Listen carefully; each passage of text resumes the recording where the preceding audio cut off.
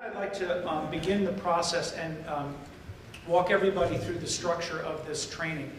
We have taken the core, 3 of the 4 basically core phases of commissioning: pre-design, design, and construction, the broad buckets that activities fall into, and broken out specific moments in that process, typical efforts in that process to organize our discussion. And if you've all gotten the agenda, we don't have it broken out in the agenda.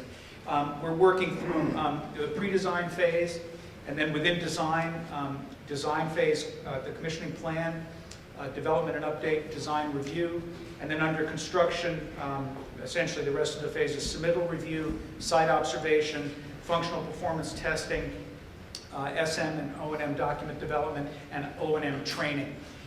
There's other activities that occur in a full commissioning scope, but we're not dealing with those today, just with these in pre-design, design, and construction, because we feel that for the rookies, those will be the probably the important ones to start with. What we'd like to do is we're going to take roughly 15 minutes for each of 8 phases of the commissioning process and go through teeing them up with the panelists and trying to look at what do you need to do to ensure success during this phase, what do you have to watch out for that could trip you up during this phase, and then particularly for the rookies, or people who are interested in entering this profession. Rookie may be the wrong word, since it implies a youthfulness that may not be necessary to trying to enter this profession, particularly looking at the room.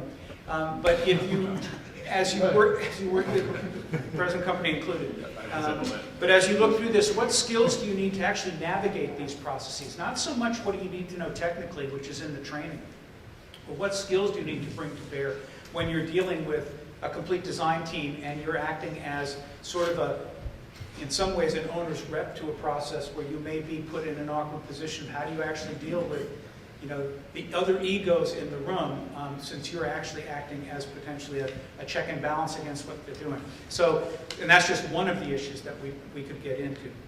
So with that, I'm going to start on the pre-design phase. And I wanted, the Building Commissioning Association has put out a best practice guide.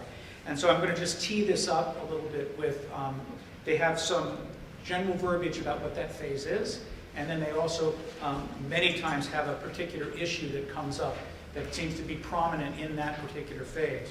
So from the Building Commissioning Association's perspective, the pre-design phase, it lays the groundwork for the project and defines the plan for commissioning.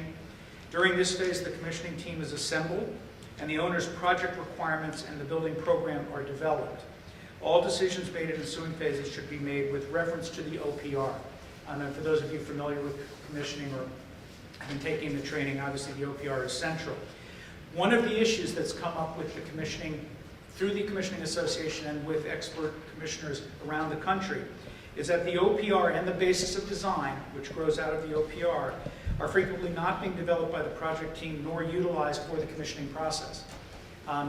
If that's indeed the case, and that's what's being found out around the country, to me as a lay or an educated layperson, that's a big problem. And now, so I'd like to turn over, within our context of what do we need to know to ensure success, what do we watch out for, what skills do you need, the beginning discussion on pre-design, and we'll lead off with Mark Miller.